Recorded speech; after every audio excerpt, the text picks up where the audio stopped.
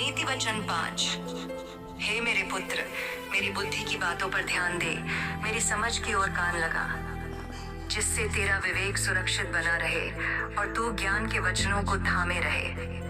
क्योंकि पराई स्त्री के ओठों से मधु टपकता है और उसकी बातें तेल से भी अधिक चिकनी होती हैं, परंतु इसका परिणाम नाग दौना सा कड़वा और दोधारी तलवार सा पैना होता है।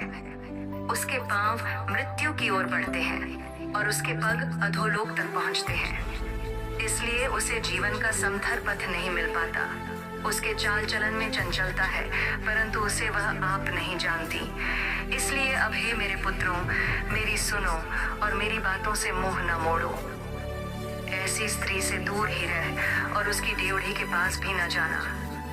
कहीं ऐसा न हो कि तू अपना यश औरों के हाथ और अपना जीवन क्रूर जन के वश में कर दे, या पराये तेरी कमाई से अपना पेट भरे और परदेशी मनुष्य तेरे परिश्रम का फल अपने घर में रखें। और तू अपने अंतिम समय में जबकि तेरा शरीर क्षीण हो जाए तब यह कहकर हाय मारने लगे कि मैंने शिक्षा से कैसा बैर किया और डांटने वाले का कैसा तिरस्कार किया। इस वचन के द्वारा परमेश्वर आपको आशीष दे, आमीन। मैंने अपने गुरुओं की बातें न मानी और अपने सिखाने वालों की ओर ध्यान न लगाया।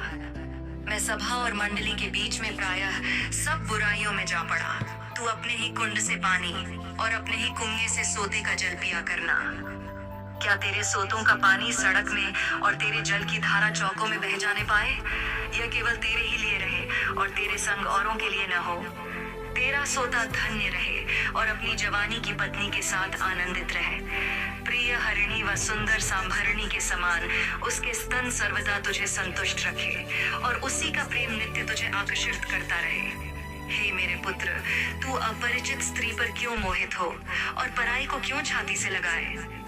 क्योंकि मनुष्य के मार्ग यहोवा की दृष्टि से छिपे नहीं है और वह उसके सब मार्गों पर ध्यान करता है। दुष्ट अपने ही अधर्म के कर्मों से फंसेगा और अपने ही पाप के बंधनों में बंधा रहेगा। वह शिक्षा प्राप्त किए बिना मर जाएगा और अपनी ही मूर्खता के कारण भटकता रहेगा।